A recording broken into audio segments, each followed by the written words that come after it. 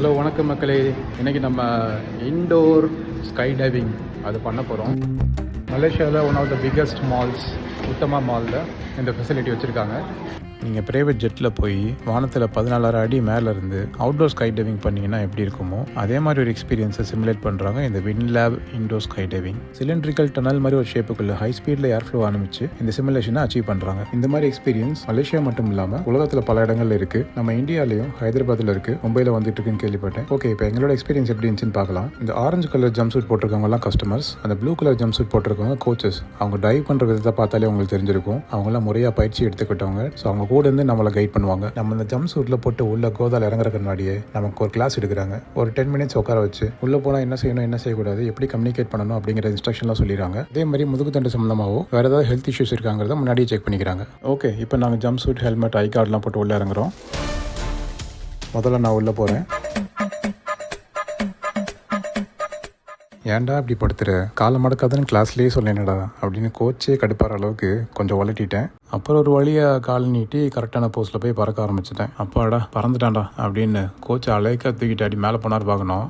மேலே போய் ஒரு சுற்றி அப்படி கீழே விழுகிற மாதிரி கீழே வரைக்கும் வந்து அப்படி மறுபடியும் ஹால்ட் ஆகி அப்படி மேலே தூக்கிட்டு போகிறது, அந்த எக்ஸ்பீரியன்ஸ் தாங்க ஹைலைட்டு. இதோட ஒரு ஆளுக்கான எக்ஸ்பீரியன்ஸே பார்த்தீங்கன்னா ஒரு 5 நிமிஷம் தாங்க வரும். அதுக்கு இவங்க 120 ரிங்கட் சார்ஜ் பண்ணுறாங்க. கொஞ்சம் எக்ஸ்பென்சிவ் தான், ஆனால் லைஃப் டைம் எக்ஸ்பீரியன்ஸ் நினச்சி பார்த்தோன்னா நம்ம ஒரு டோஸ் செய்யலாம். அவங்க ஒரு பக்கம் கேமரா வச்சு கேப்சர் பண்ணி அதையும் விற்கிறாங்க. அடுத்து வராங்க பிரக்யா, என்னோட பொண்ணு. இவங்க ஆல்ரெடி காற்று மாதிரி தான் இருக்காங்க அப்படிங்கிறதால காற்றோட காற்றை ஈஸியாக பறந்துட்டாங்க. அவள் ஒரு பக்கம் பறக்க, அவள் குடும்பி ஒரு பக்கம் பறக்க ஜாலியாக ரொம்ப என்ஜாய் பண்ணான். கிட்ஸுக்கு அவங்க வெயிட்டு தான் ப்ளஸ் பாயிண்ட்டு. இதே பெரியவங்களுக்கு இன்னும் கொஞ்சம் பாடி வெயிட் ஜாஸ்தியாக இருக்கவங்களுக்கு பார்த்தீங்கன்னா கொஞ்சம் பாடி வெயிட்டு தொப்பையெல்லாம் கீழே இழுக்கும் பறக்க போகுது. எனக்கு கூட என்னோட டேர்ன் முடிச்சுட்டு வரும்போது கொஞ்சம் முதுகில் அன்கம்ஃபர்டபுள் ஃபீலிங் இருந்தது. ஸோ ஓவர் வெயிட்டாக இருக்கவங்க, பேக் பெயின் இருக்கவங்க கொஞ்சம் பார்த்து கவனமாக செய்யணும், கரெக்டான போஸில் செய்யணும். உண்மையிலே கிட்ஸ் இதை ரொம்ப என்ஜாய் பண்ணுவாங்க. ஆனால் அது கிட்ஸு செய்யும் போது கூட அவங்க ப்ராப்பரான போஸில் செய்யணும். இல்லாட்டி என்ன ஆகுங்கிறத நம்ம துருவேஷ் வந்து டெமோ பண்ண போகிறாரு. என்னோட பையன் அப்பா 8 அடி பாஞ்சா நான் 16 அடி பாயிறேன் அப்படின்னு சொல்லிட்டு என்ன உலட்ட போகிறான்னு பாருங்கள்.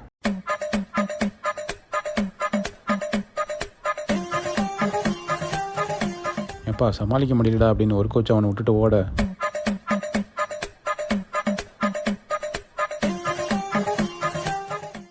கீழே இருந்து குபுன்னு காற்று வந்ததால் அவனுக்கு சின்ன மூக்குங்கிறதால மூச்சு விடுறதுக்கு கொஞ்சம் பயவில் கஷ்டப்பட்டுருச்சு.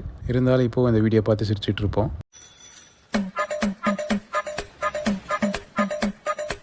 இந்த இன்டோர் ஸ்கை டைவிங்கிற ஆக்டிவிட்டிக்கு வேறு சில பேர்களும் இருக்குது. Body flight, wind tunnel flying, vertical wind tunnel flying, aerodium flying, air flow training அப்படிங்கிற மாதிரி வேறு பேர்கள் இருக்குது. ஓகே, இதை நீங்கள் எக்ஸ்பீரியன்ஸ் பண்ணியிருக்கீங்களா என்னங்கிறத கமெண்ட்டில் போடுங்க. இந்த வீடியோ உங்களுக்கு பிடிச்சிருந்துச்சுன்னா சப்போர்ட் பண்ணுங்கள். தேங்க்யூ.